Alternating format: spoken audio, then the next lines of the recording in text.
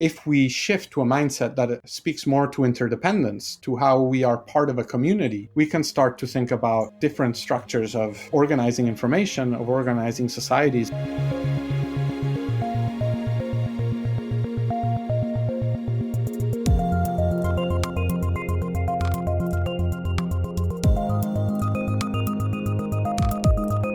Hello and welcome to Tech Won't Save Us, a podcast that is always interested in thinking about better ways to organize technology to serve the public good. I'm your host, Marx, and today I'm joined by Juan Ortiz Freuler. Juan is an affiliate at the Berkman Klein Center for Internet and Society at Harvard University and a member of the Tierra Común network of researchers. Today we're talking about a recent piece that Juan wrote for Open Democracy called The Case for a Digital Non-Aligned Movement. I just want to give you a heads up that since recording the last episode, I got braces, so I might sound a little bit different. It should be fine. If you like our conversation, please leave a 5-star review on Apple Podcasts. Make sure to share it with any friends or colleagues you think would be interested. And if you want to support the work that I put into the show, you can join patrons like Marcus by going to patreon.com/techwon'tsaveus and making a contribution. Thanks so much and enjoy the conversation.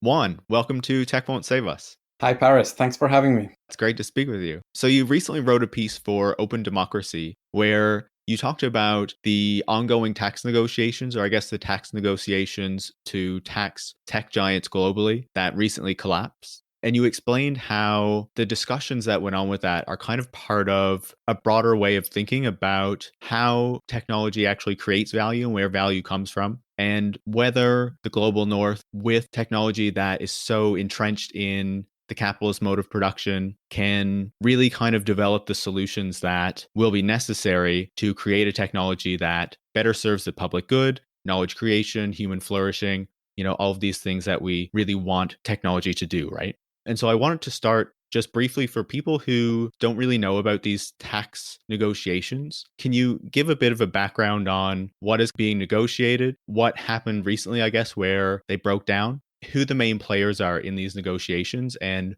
what they were really trying to achieve?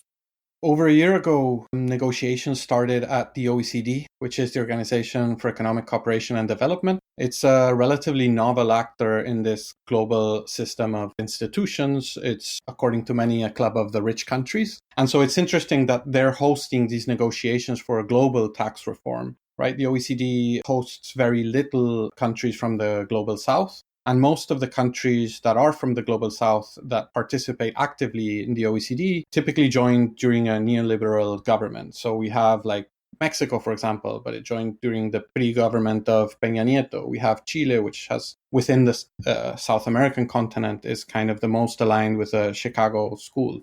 And so within this context, we are seeing that there is this push for a global tax reform. And it goes beyond the tech sector as such. This is about all multinational companies, though there are, a number of interesting caveats there where, for example, the mining industry is not going to be a part of it. So we see those interesting details come out. But the core companies that are at stake, and one of the reasons why this debate has moved forward is the tech sector. So it started off with France saying we are going to tax Google and Facebook because they're not paying enough in taxes in France. Recently, the OECD published, new data about tax-based erosion, and they say the median value of revenue per employee in jurisdictions with no corporate income tax was $1.4 million.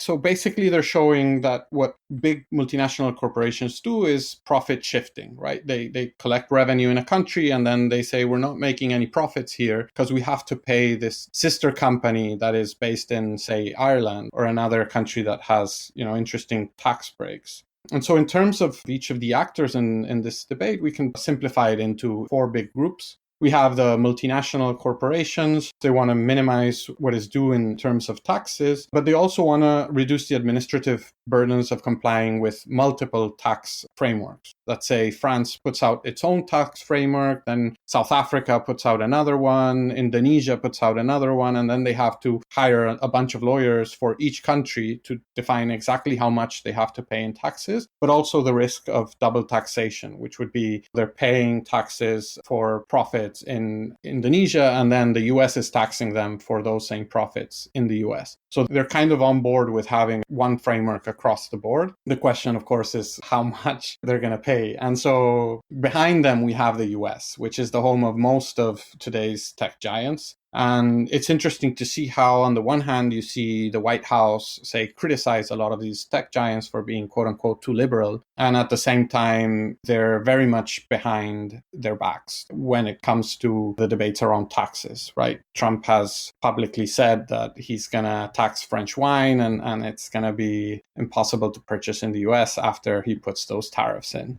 When it comes to something like this, like he's completely on Jeff Bezos' side, right? Because their interests align. Totally. It's difficult for people who are following US politics very narrowly to see how these debates at a global level play out very differently, and how this diplomatic arm of the US starts playing to these big tech companies. And so this has moved forward to some extent because the EU, which is the jurisdiction with the largest group of wealthy consumers in the world, 445 million people with per capita income of 34,000, which is a bit lower than the US, but it's distributed a bit more equally.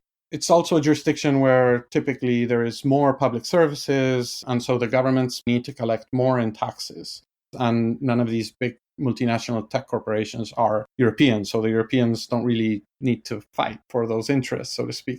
And then we have this fourth group, which I'm grouping as the Global South, which struggles immensely to collect a dime from any of these multinationals. If they try to make a move, they're typically called rogue nations. They might face sanctions through the WTO or through bilateral, like Trump's tariffs, for example.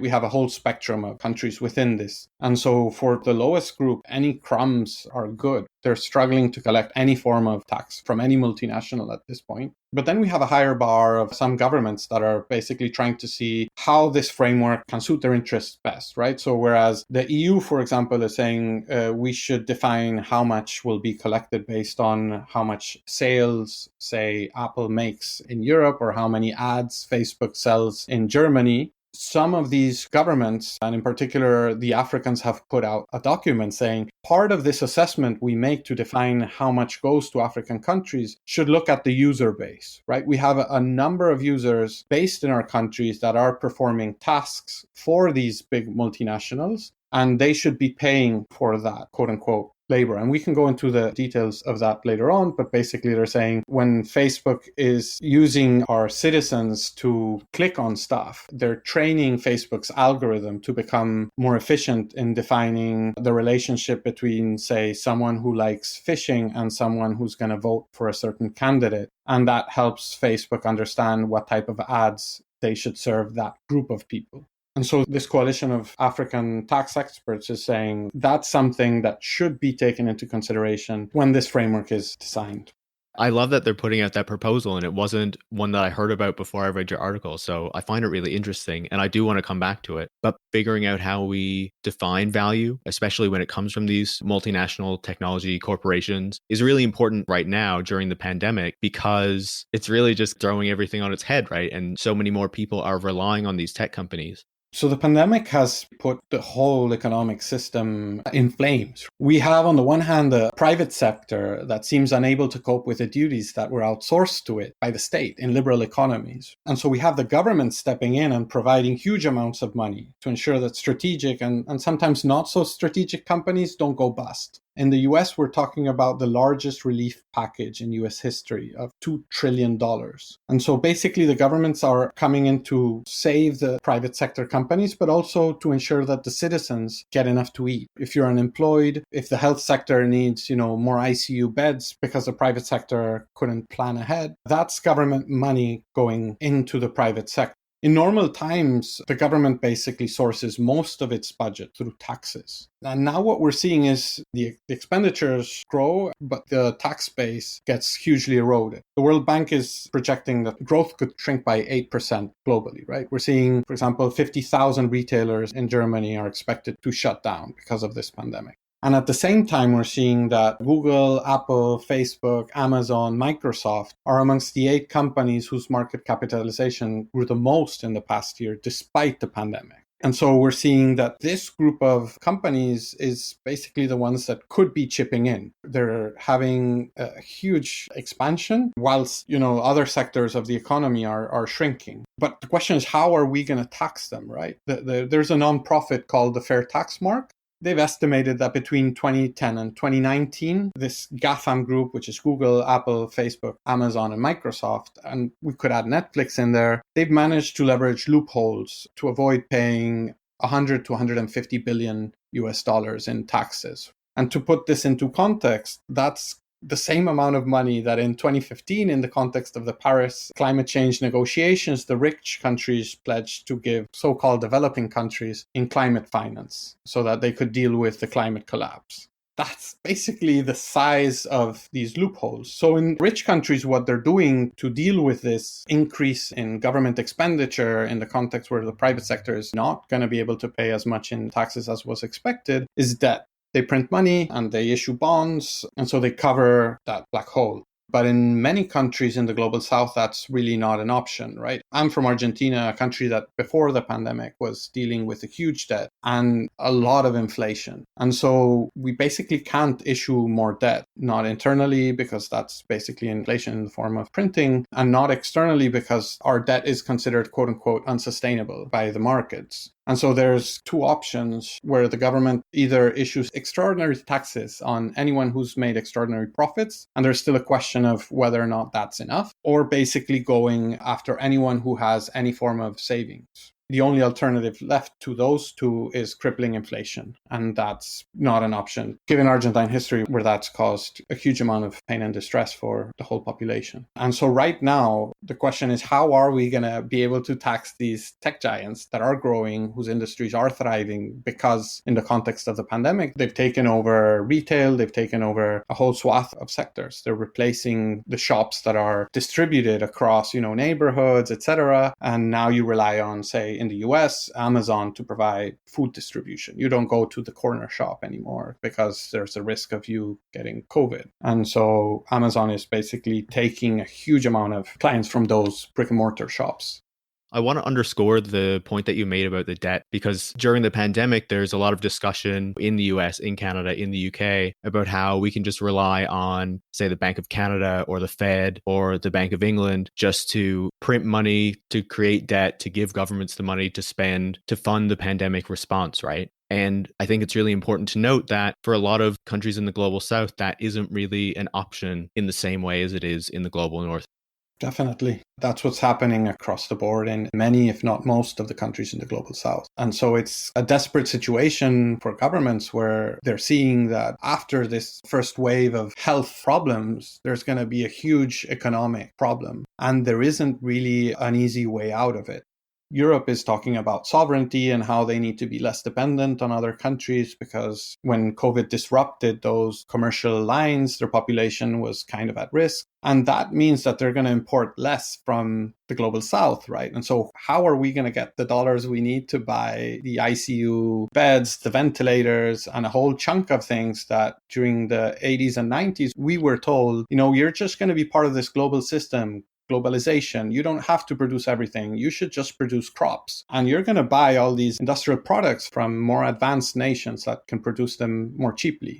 That was never a good bargain. But now we're seeing that even those countries that were pushing for that bargain are now saying, quote unquote, America first, Europe first. And we're left with our pants down in the middle of a pandemic. And so the situation is super desperate, I think, for many, if not most of the countries in the global south. And my concern is that after this first health crisis, we're going to have an economic crisis. And after that, in regions like Latin America, where, political situations are becoming more unstable, in Venezuela, in Brazil, in Chile, in Ecuador, this could lead to other types of tensions that we thought we were over with since the 70s, where we had kind of a dark period of military dictatorships. And so we really need this kind of planetary scale negotiation on how we're going to get out of this, because it's not an issue that the Global South was responsible for directly and was pushed into a commercial and economic system where it was always the underdog. And now we see the overdog pushing harder on the necks of these people.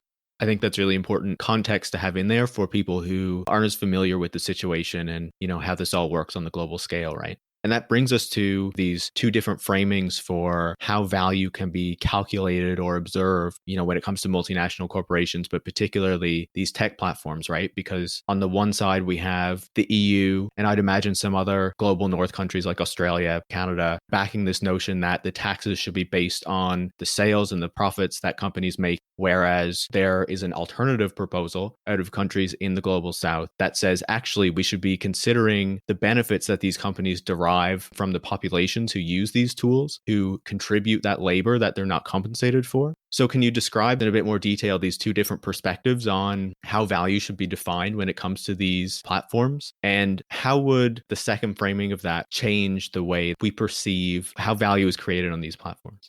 Yeah, so the conversation is evolving under the understanding that profits and revenues aren't the same. And so there is profit shifting, right? And so the EU, for example, is saying what we're going to do is tax global profits, right? We don't care where that profit is being quote unquote made, because we know there's profit shifting. And so what we want to do is distribute that single pot of profit this multinational is disclosing, say in Ireland, and distribute across all the countries where these companies are reporting revenue. And so profit would be revenue minus costs. And so the EU is saying, we'll just look at, say, in the case of Facebook, where is it reporting its ad sales? Where is Amazon reporting sales? Where is Apple reporting sales? Eventually, it's going to be a mix, right? And so the big negotiation is how much weight within that calculation is the revenue part of the sales going to have vis-a-vis other variables. And so whereas the EU is going to push for this to be strongly on the revenue because that's what would benefit them since they have the wealthiest population, whereas in the African context, they're saying, well, we have a chunk of users, right?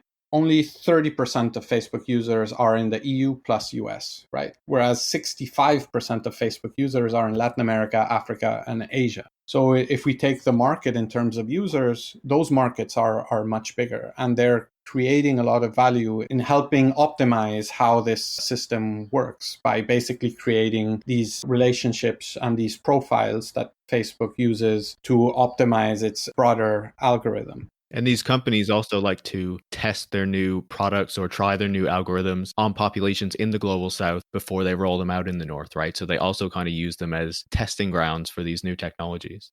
Yeah, that's a whole other terrible aspect of how these multinationals rely on these frontier markets, quote unquote, where they can take risks that they would never take in central countries. And so we have all these lynchings going on in a number of countries. But of course, the pressure is not the same as if, you had lynchings in the US or Europe. Zuckerberg has never appeared before the legislative of any country but the US. It relies on the US to protect its interests. And so when it has to carry out these experiments, it goes to the periphery where it knows that if something happens, it can quiet down stuff more easily, and probably the US press will pay less attention and the shareholders won't care as much. So yeah, that's a whole other aspect of how colonialism plays into these multinational mindsets. But I also think there's this moment right now where, since we are thinking of what is valuable, right? Because taxation in the end is defining what is value, what we understand as value. And I think we need this radical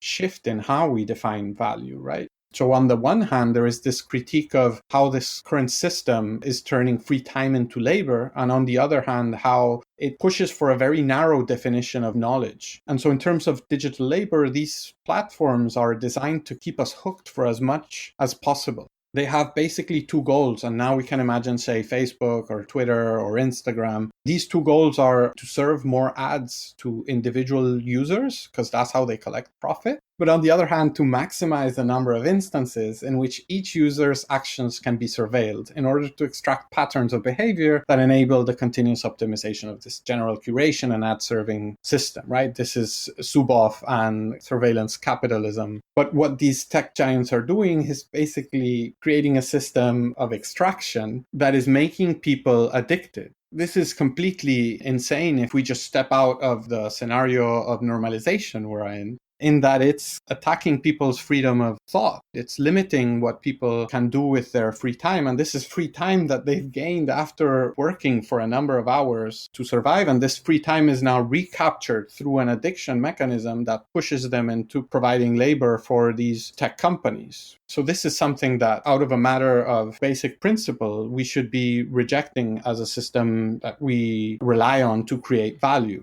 And the other big chunk, I think, is how these knowledge creation systems have been captured by these companies for profit making, right? If we look at the web, for example, it was created in 1989 by Tim Berners-Lee at a research center in Switzerland. The whole point of it was, how can we make research and knowledge happen? How can we enable researchers to connect to each other and share valuable information so our knowledge as humanity can advance more quickly? And then this system got captured by this small group of companies that took over our commons and privatized it and turned it into a profit-making machine. And so they're now defining what we see, what we don't see, what knowledge gets produced, which types of knowledge get incentivized, and how different pieces of information get connected, right? The World Wide Web was all about you create knowledge and how you create hyperlinks to different pieces of knowledge. So over time, we kind of create this tapestry of humanity and what we know, which at another level of abstraction is kind of creating this meta map of humanity.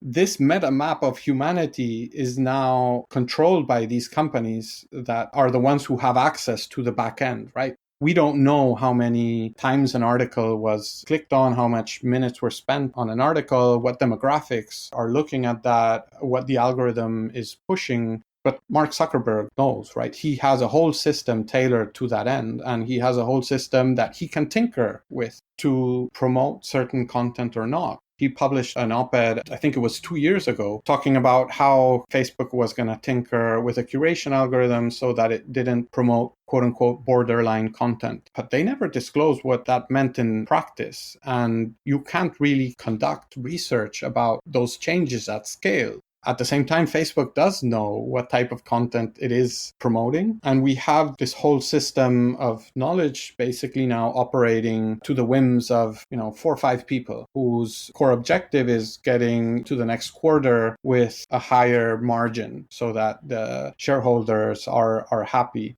And my concern is with this tax system, if we embed these interpretations of what is valuable across the board into all these countries, it's going to be really difficult to then untangle this machine, right? When people think about superintelligence and AI, they're always saying, we need to make sure that there's a kill switch so that if this super intelligent machine gets out of control, we can pull the kill switch. That's not how technology works, right? It gets embedded into society to the extent that there is no kill switch because it's socially embedded. The problem with fossil fuels is not that there's a machine that stops us from getting rid of fossil fuels, is that our whole economic system is based on fossil fuels. And so we could from one day to another say, like, nobody uses any more fossil fuels, but the whole system collapsed because we've become dependent on it. And so the risk, I think, with this conversation around tax is that we further entrench these ideas about what is valuable into our economic system, into our social system, into our cultural systems, and we further those ideals of profit at the expense of other systems of knowledge that could provide us with answers to the climate collapse and to our individual quest of understanding who we are in this finite time we have on planet Earth. And so I think this is a moment that could be kind of that Bretton Woods moment where a big chunk of the world is sitting down and defining how are we going to understand our economic system and what goals is that economic system going to serve. I think that's a great point. And you also write that if nations don't sit down in this way, if we don't come to some new agreement, then the tensions that you outline with these two kind of different views of value and how these platforms should operate and who should benefit from them could actually cause an increasing fragmentation of the web, right? Because we already have China, Russia, some other countries increasingly enclosing the web in their jurisdictions behind firewalls with various restrictions that they have. So what do you think the threat is with this fragmentation, and what would it actually look like if it were to take hold? Typically, when we think about fragmentation, we think about it along national borders, right? I think there's two big groups of processes that are already ongoing that are fragmenting the web. On the one hand, we have this fragmentation along national borders, and then we have fragmentation along corporate borders. But both are fragmenting this possibility that the web put out of, let's have this global system of information. That's why it's World Wide Web. I think most people forget that WWW stands for that, right? We have a global system where we have the possibility as humanity, as a planet, to start sharing our ideas and connecting. But basically, if we look at this fragmentation along national borders, I think this is going to be triggered by the perception that the current system isn't distributing value fairly. For example, the Africans saying, well, we shouldn't be defining this framework in terms of revenue. We should be adding more weight to the issue of users. And it's also being triggered by, national security arguments, sovereignty arguments, and clear examples, as you were mentioning, it's the US now signaling it might be banning TikTok, China banning Twitter, the US putting sanctions to block Iranians from using GitHub, and the Venezuelan government from using Adobe. It's China phasing out the use of US software in the federal government. It's the UK phasing out Huawei. It's implemented in many cases, as you were saying, through firewalls. China has a super effective one. Russia is now developing similar capabilities. Is this going to be an export for, say, China and Russia? Is this something that they're going to go next to, say, Nigeria, that has a population of 240 million, and say, well, you could be developing your own apps and do like China. We now have TikTok. Are you interested in that? We can sell you services so that you have a captive market. And I think if we have to imagine what this could look like, growing up, I'm in my 30s, it was like the DVD regions, right? In Argentina, we were part of a region that was kind of, South America. But if you traveled and maybe someone brought back a DVD that they brought in Europe, you couldn't play it because the DVD would say, sorry, this DVD is not from your region, right?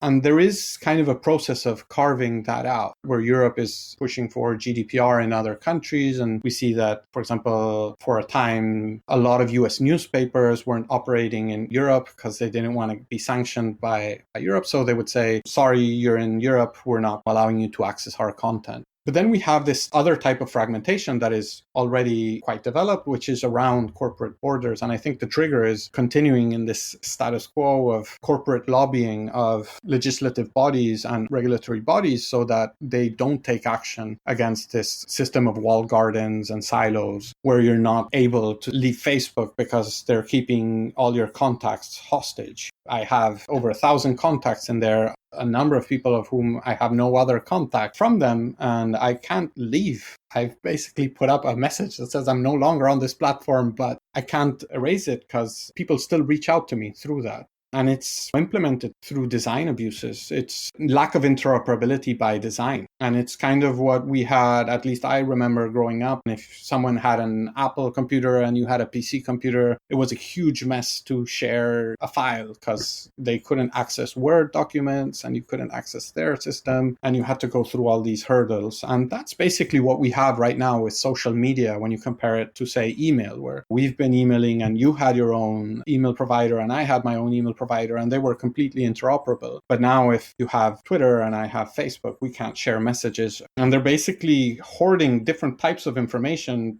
under different corporations. And that, to some extent, is the fragmentation of this global system of information, which is no longer interoperable. And that hinders our possibility as a humanity to make progress by connecting all these pieces of information.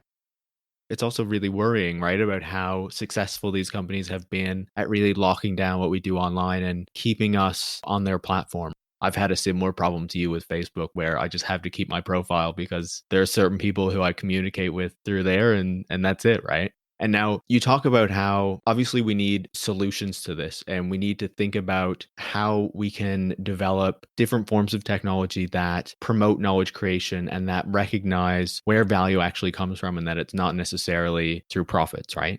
one piece of that is the capitalist structures of these major platforms that already exist limit the way that we use the web. But can you explain how these limitations happen and what the broader effects of these limitations are on the way that we use the internet and the way that we use technology? This is what many people who work in kind of the tech sector call centralization, right? Where these companies have become central actors. When you think of a web, it's kind of a distributed system where the different strings attach to different parts and you can navigate it in a horizontal way. But what these tech companies have done is put themselves as a central actor, and so everything goes through them. So this has a number of aspects. One is the economics, right? So within the rules of engagement right now, they're leveraging economies of scale. And so in particular, when it comes to hosting, for example, the biggest cost is a fixed cost, the infrastructure of setting up, these huge cooling machines that are keeping the servers from frying themselves up. And in the case of Amazon, it's the most profitable division, right? Amazon Web Services, which is probably what most people do not associate with Amazon, according to Amazon, is its most profitable division. And so they're growing a lot based on these economies of scale, where if you're a small actor, it's very difficult for you to compete with this company that already has set up all this infrastructure, where adding one more website to their server costs nothing to them. Whereas for you, if you're setting up a new company, that might mean,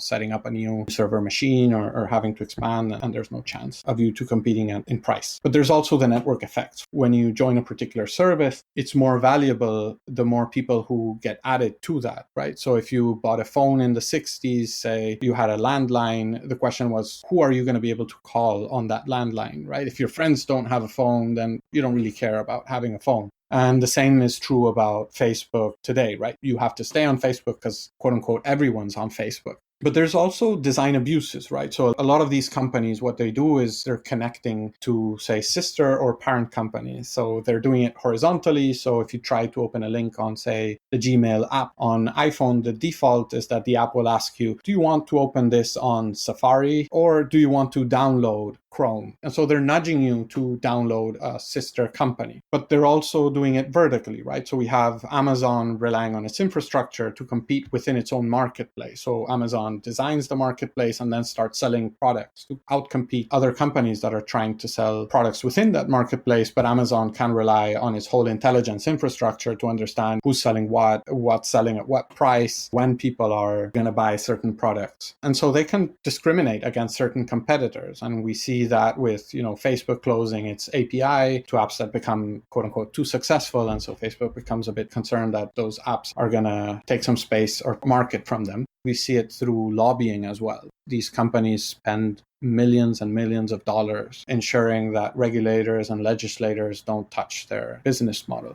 In the short term, decentralization has a huge impact on knowledge, right? We see that, for example, Google and Facebook have an influence over more than 75% of the traffic to major publishers. And so in this way, they're defining, through a very opaque system, what people are seeing, how people understand the world around them, what happened today in Washington or in Buenos Aires. And so they have a huge leverage. This is too much power. Facebook, according to its own research, claims that what you see or don't see on Facebook can determine voter turnout, can impact on people's mood. And this is a corporation that doesn't really explain how it's leveraging that power and doesn't allow you to study it at scale. And so they're on the one hand saying, we have this power, look, it's amazing, we can push for voter turnout. But then they're not saying, if they're using it in the public interest or how they interpret the public interest. And so I think on the one hand, it's too much power, but on the other hand, it's just ridiculous that we're dedicating all these resources to a task that is super petty, right? To just increase ad sales in the case of Google and Facebook.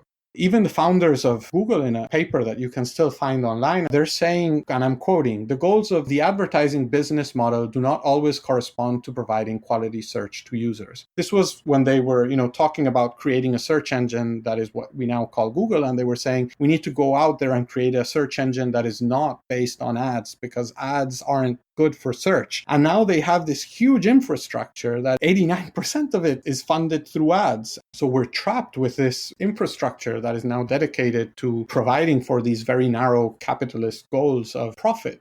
Now we have this worldwide information system being built and controlled by a handful of actors And they have privileged access to the knowledge that emerges from our collective work on the web, and a privileged position through which to define what knowledge is being produced, prioritized, and consumed. And so I think we need a radical shift. We have to dedicate this to, on the one hand, this urgent matter, which is to understand how we mitigate, adapt, and distribute the impacts of the climate collapse. And on the other hand, I really would like to see these systems dedicated to creating a state of abundance where people's basic needs are met and we can free mental space so people can explore and understand who they are, and we can provide them with tools so that they can engage meaningfully with others, so that we can share ideas and can understand each other in relation to others. But that's not what these systems are focused on today. And so I think this whole tax debate also calls for us to see how these companies define what is valuable in a very, very narrow way, and are to some extent the epitome of how the capitalist system has understood value over the last couple of centuries and how it's exploiting our humanity.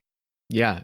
You explain that the capitalist system of the global north has created this centralized web that we have today. And part of what you propose in the piece is that the solutions to the problems that have been created should come from the global south. And so you propose that we might need a new version of the non-aligned movement, which was this group of countries during the Cold War who were not on the side of the capitalist West, but also not the Soviet Union. So what would you see this digital non-aligned movement and these solutions that would come from the global south looking like?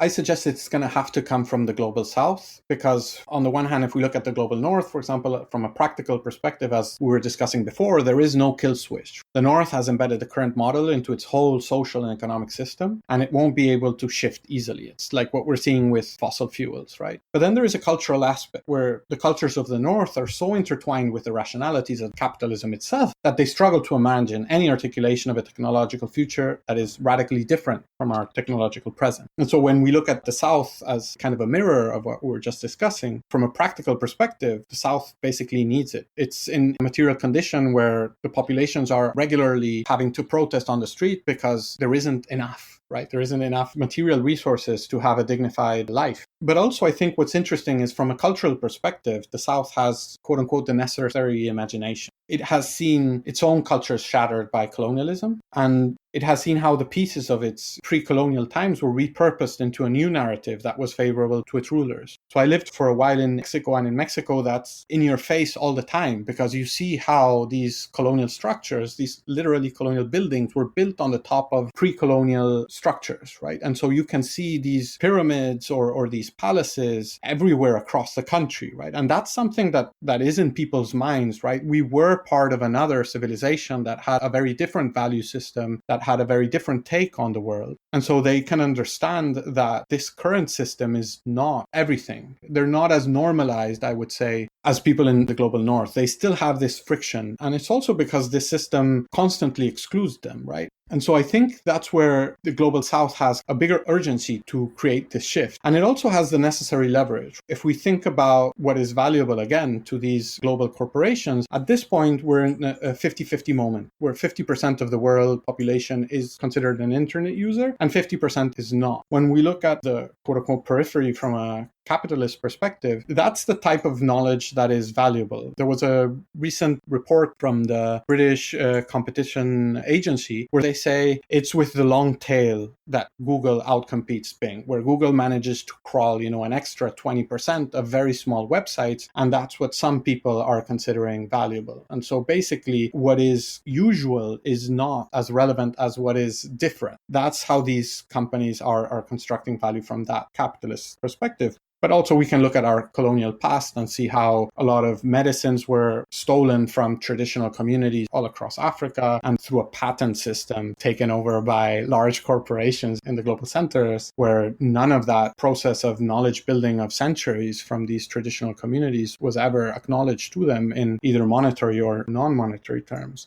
So I think the global south is in a position where both it has more to bring to the table because it's not at the center of this process of normalization, and it's better prepared to see this facade as what it is, basically a construction that is being normalized by certain actors to kind of further their profit schemes. And they have this urgent need to change it because the systems they're embedded in are not sustainable. In terms of what's going to come out of this, I think it's a super interesting question, one that is very difficult to address because it's one of those paradigm shift moments, I think. So it's interesting when you listen to, say, Tim Berners-Lee's early interviews, he talks about how he went to a number of conferences and tried to show his invention, and people basically wouldn't understand what it was about. For a couple of years, it was like just so different to anything that was out there that it wasn't something that they would understand. And there's also an interview to David Bowie where they ask him, about the internet, and he says it's an alien form, right? We don't really understand what it is. And I think we're going to face one of those situations in the next couple of years when this shift happens and we restructure all these systems of knowledge into something very different. I think someone who's doing very interesting stuff around these questions is a colleague of mine at the Berkman Klein Institute who's called Sabelo Malambi, who's looking at Ubuntu as a theoretical framework that comes from Africa and what that can teach us in terms of how we build AI systems. So if we think of these AI systems and we think of the web, one of the key aspects is how it's focused on individualism, right? How the individual is the core component of all of this, the quote unquote user. We never talk about the collectives in there. And how if we shift to a mindset that speaks more to interdependence, to how we are part of a community, we can start to think about different structures of organizing information, of organizing societies, and of organizing value as such. So I think it's going to be a shift where we first start to think about ourselves first as members of a community and as interdependent to other members. And I think this is a kind of a crucial moment because COVID not only is creating this stress on our economic system, but it's also making us reconsider our position within society. There was a very interesting op-ed by Naomi Klein where she's saying, every time I go out, I have to consider who else touched this, who touched this doorknob, who put this box of food at my front door. And so you have to picture there's a whole system of workers behind everything you engage with. There's a community of people you engage with daily, right? And so the moment we start considering that there is this whole infrastructure of relations that's around us, we can, I think, start considering how those relationships work and pierce through a system that seeks to hide those relationships because those relationships can show something to us about power and about how power is getting concentrated and how some of these actors leverage those relationships to extract value from us and are not providing decent wages, for one thing. But in a broader sense, how this power is being leveraged to pursue very narrow goals of profit and not these broader possibilities of knowledge. And as another colleague of mine, Paula Ricaurte, says, knowledge is in plural. She stretches the word knowledge and says knowledge is because we don't even want to claim that there is one single system of knowledge, and how we can broaden that up and how through that process we might find different ways of living in community that are less detrimental to our climate.